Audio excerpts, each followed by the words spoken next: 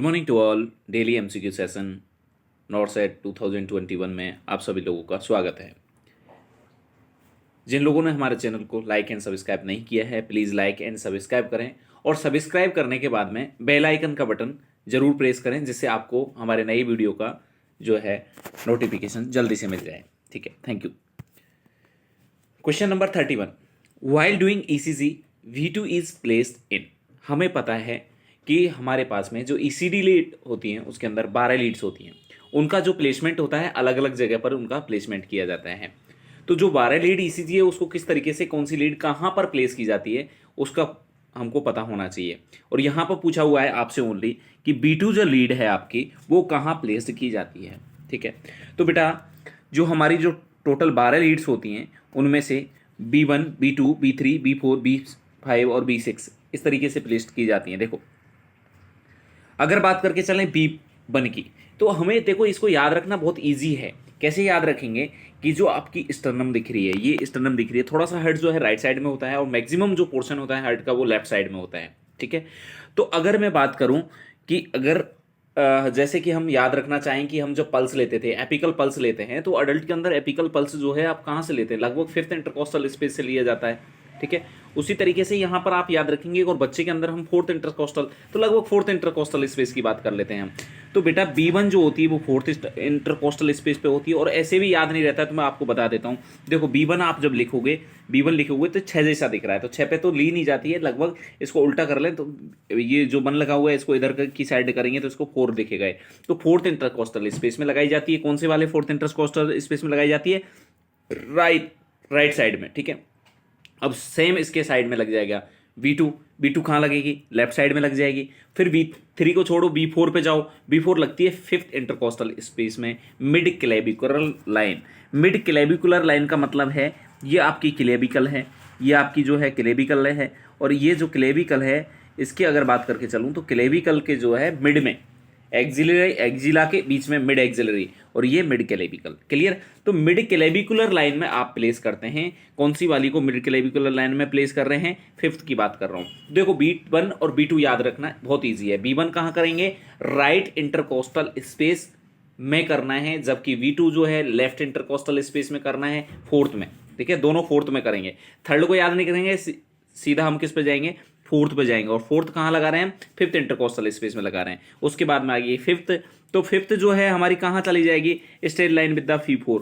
जो आपने B4 लगाई है ना, उसी के आगे बढ़ जाना है आपको। 5th इंटरकोस्टल स्पेस में आपके आगे बढ़ जाना है और वो एक्सिलरी लाइन में स्ट्रेट लगा देंगे। ठीक है ना? उसके बाद में आप करेंगे V6 की, तो mid axillary line in straight line with the V4 and V5।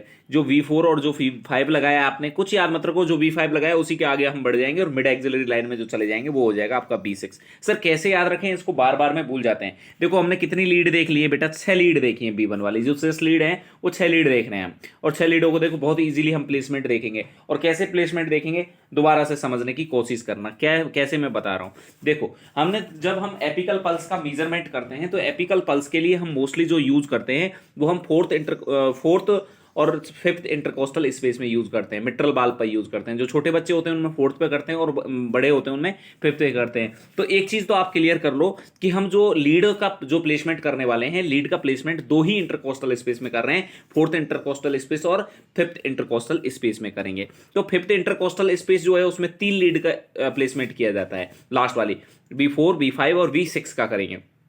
ठीक है, पहली जो 2 लीड है उनका हम 4th में करते हैं, और दोनों के बीच में जो प्लेसमेंट किया जाता है वो B3 वाली लीड होती है।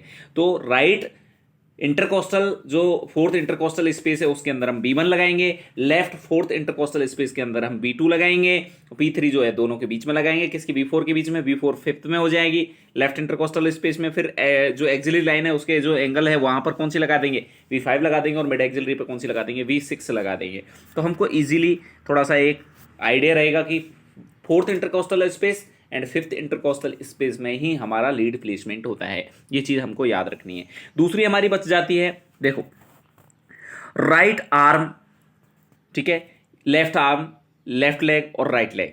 ठीक है, तो एक राइट आर्म पे राइट लगेगी, लेफ्ट आर्म पे लेफ्ट लगेगी, और ये तो हम इजीली प्लेसमेंट कर देंगे हम इसको। ठीक है, तो ये चीज़ें हमको स्पेशली याद रखनी है। और अब हम क्वेश्चन पे आते हैं, हमारा क्या था, V2 कहाँ प्लेस की जाती है। तो अब सीधा आंसर आ रहा होगा सर, देखो ऑप्शन तो दो ही होंगे, फोर्थ या फिफ्थ इंटरकोस्टल स्पेस में होगी। जो लास्ट वाली है जो मिड एक्सिलरी में जाएगी, उससे पहले वाली जो है एक्सिलरी पे आएगी, उससे पहले आएगी मिड क्लेविकुलर में आएगी, उससे पहले दोनों के बीच वाली आएगी, और दो उधर आएंगी, 6 हैं इस तरीके से। क्लियर है।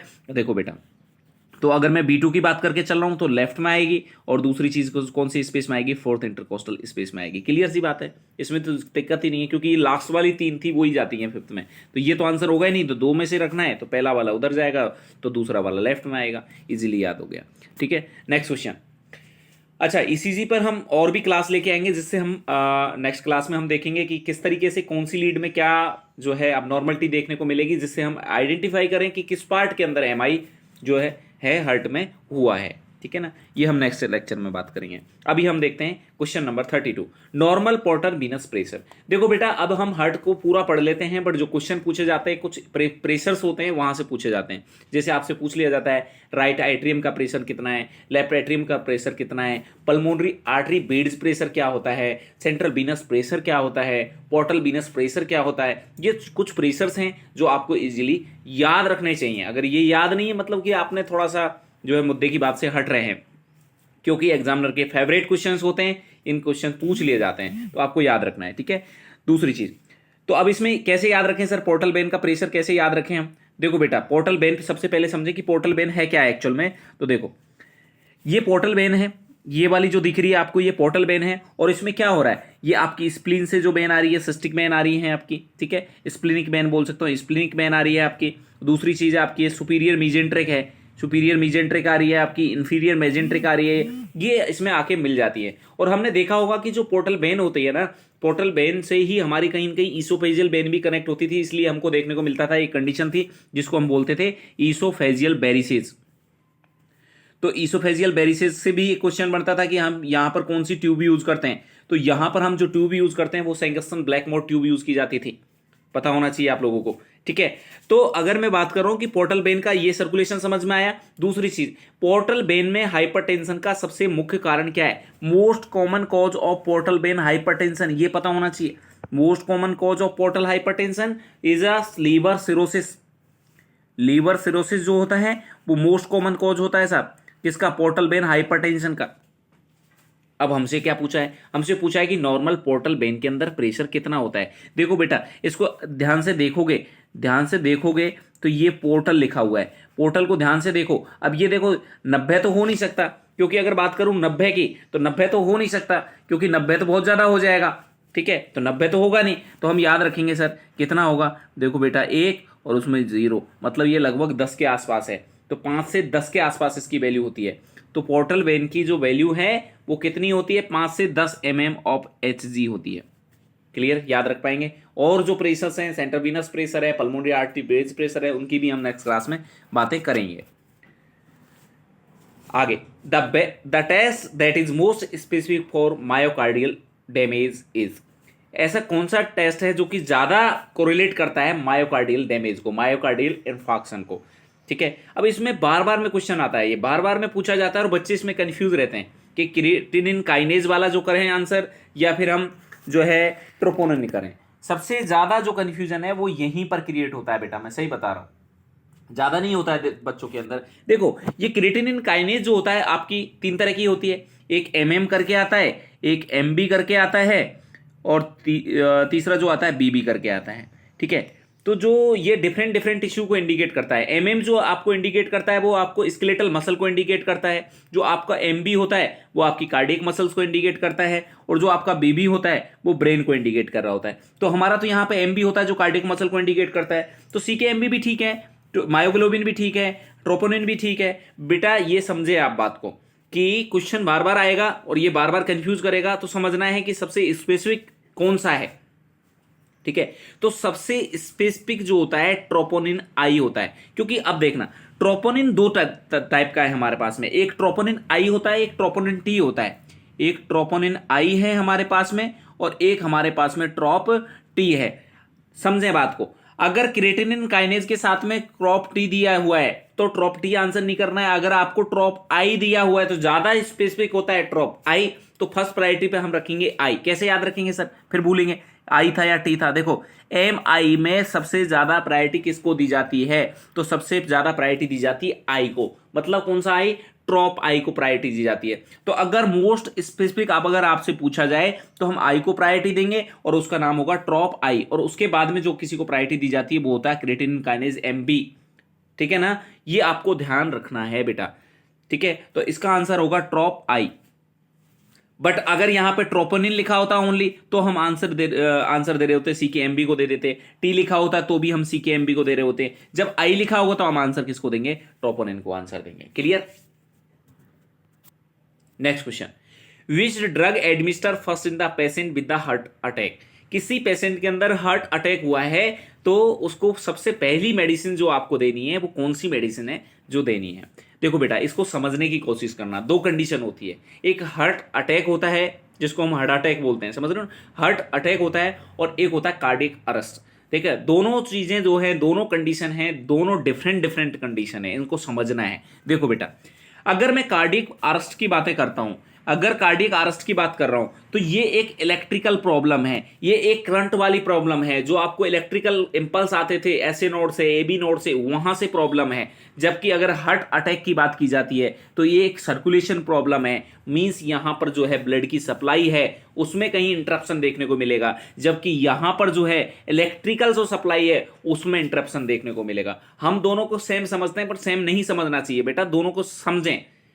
क्या हार्ट अटैक अलग चीज है और कार्डियक अरेस्ट अलग चीज है? जब कार्डियक अरेस्ट होता है तो हमारा क्या कर रहे होते हैं हम? जो आप क्या बोलते हैं उसको, नाम ही निकल गया है, कार्डियोवर्जन वगैरह जो कर रहे होते हैं आप, वो करते हैं। जबकि हार्ट अटैक की अगर बात करके चले तो हार्ट अटैक में आप क्या करते हैं बेटा?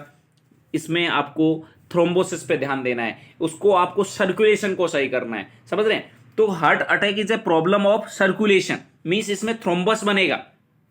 आपका ध्यान थ्रोम्बस पे होना चाहिए, क्योंकि मोस्टली थ्रोम्बस जो होगा वो आपकी जो आर्टरी है उसको क्या कर देगा? ब्लॉक कर देगा। ब्लॉक करने की वजह से जो है आपका हार्ट के फंक्शन क्या हो जाएंगे बेटा? डिस्टर्ब हो जाएंगे। जबकि कार्डियक अरेस्ट में ऐसा नहीं हो रहा है। कार्डियक अरेस्ट में आपकी इलेक्ट्रिकल एक्टिविटी है जो आपकी डिस्टर्ब हो रही है। क्लियर है क्या? ये चीज समझ में आना चाहिए आपको। देखो, अब इसमें पूछा है कि हार्ट अटैक, तो हमारा दिमाग में समझ में आना चाहिए एक कार्डियक अटैक, कार्डियक अरेस्ट है और एक अटैक है। तो अरेस्ट में तो क्या जाता है साहब? Electrical activity. अटैक में क्या होता है? सर्कुलेशन। मतलब कि आपका क्लॉट का मतलब एस्प्रिन, क्योंकि एस्प्रिन क्या करेगी? इस क्लॉट बनने को रोकेगी। तो आपकी हार्ट अटैक में सबसे पहले अगर कोई मेडिसिन जो एडमिनिस्टर करनी है आपको, वो करनी है एस्प्रिन। क्लियर है कि जो कि फर्दर जो है आपके क्लॉट बनने से रोकेगी। Next question, question number 35, one of the most common complication of the myocardial infarction. तो मायोकार्डियल इन्फार्क्शन जब होता है तो उसका कॉमन कॉम्प्लिकेशन क्या होता है? मोस्ट कॉमन कॉम्प्लिकेशन कई बार क्वेश्चन पूछा हुआ है बेटा। इसका मोस्ट कॉमन कॉम्प्लिकेशन होता है कार्डियक डिसरिथमिया। ये मोस्ट कॉमन कॉम्प्लिकेशन है। Thank you for watching my video. Please जिन लोगों ने लाइक नहीं किया है लाइक करें, सब्सक्राइब करें और बेल आइकन को दबाना ना भूलें। बेल आइकन को प्रेस करने से आपका जो है जो नोटिफिकेशन है वो ऑन होगा। हम जब भी कोई न्यू वीडियो डालेंगे आपको हमारा नोटिफिकेशन मिल